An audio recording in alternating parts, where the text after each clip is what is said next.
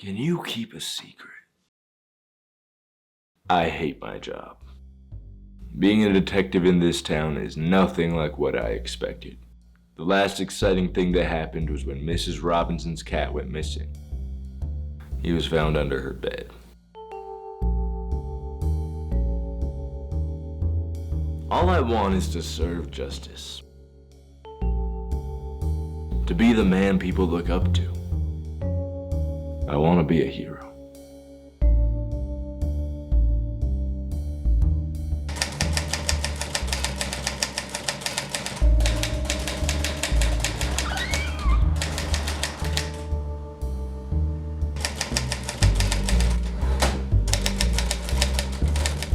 Same time, same place, same people. Same stack of paperwork. When will it ever change? Detective, CSI is waiting for you on the phone. They say it's urgent. The building on the corner of 5th? I'm on my way. When you're at the scene of a crime, it's important to keep your emotions out of it and focus on the evidence at hand. No signs of forced entry, multiple stab wounds to the chest, and the murder weapon was left behind. Walk me through what led up to your discovery of Ms. Brown. On Tuesdays, Mildred and I play tennis. Usually, I wait outside and we walk there together. But this morning she didn't show up, so I used the spare key she gave me to check on her. I've had the key for a while, but I've never used it before. When I went in, she was lying on the floor in front of me. That's when I called the police. I was just so traumatized. I will never get that image out of my head.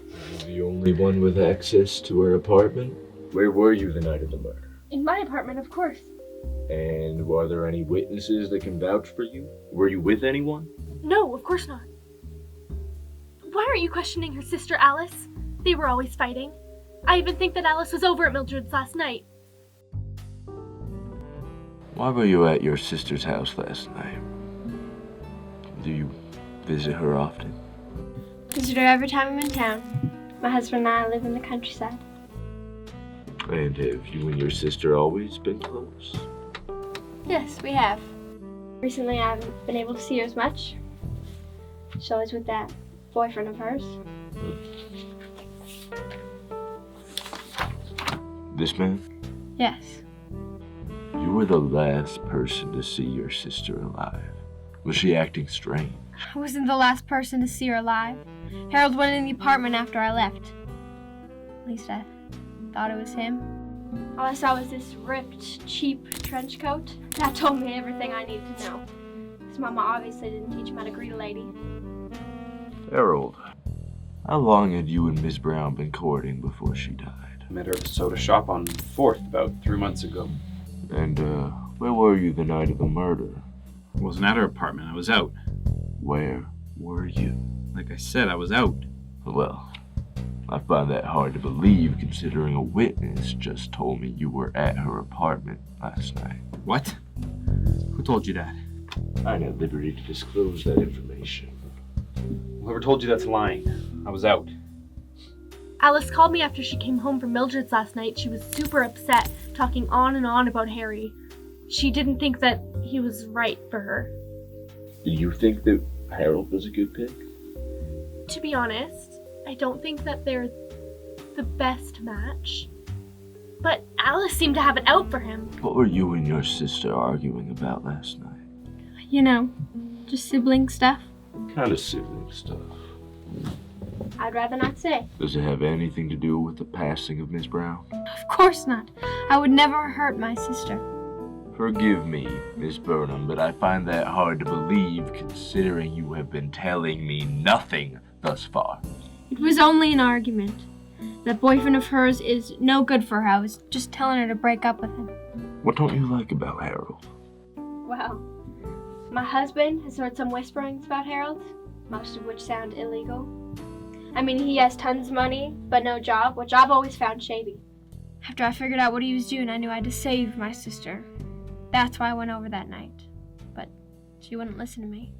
Then why haven't you told me this yet? Did you think it wasn't important? Last thing I said to my sister was, "You'll be sorry." You know how incriminating that is? Not only does that make me top suspect, but it makes me a bad sister, which is even worse. I loved my sister. She did not deserve to go so young. What'd you call me back for? I thought I answered all your questions. Some new information came up. Why don't you tell me about this business you run? What businesses? I'm unemployed.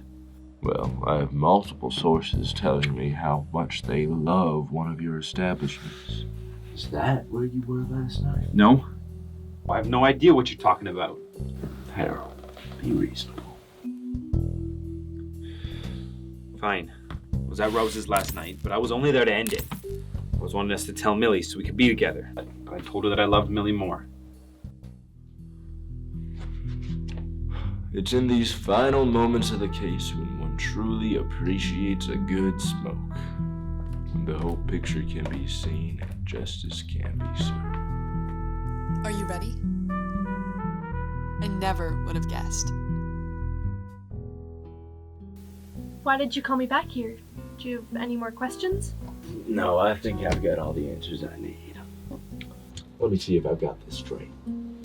I get a call from my best friend's sister. She wants my help convincing my best friend to break up with her boyfriend, Harold. She says I'm the only one who can convince her. Except, you're not really her best friend, are you, if you've been seeing Harold for the past 3 months? No, Let me finish.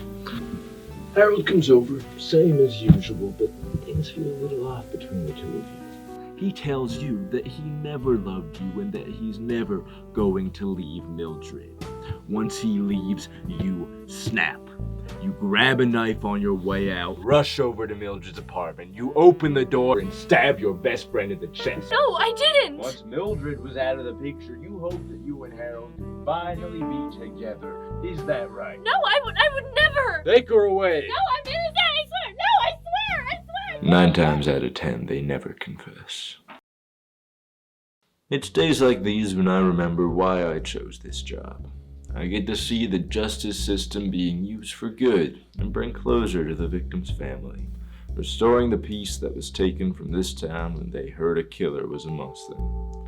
The days are repetitive, but the rewards are plenty.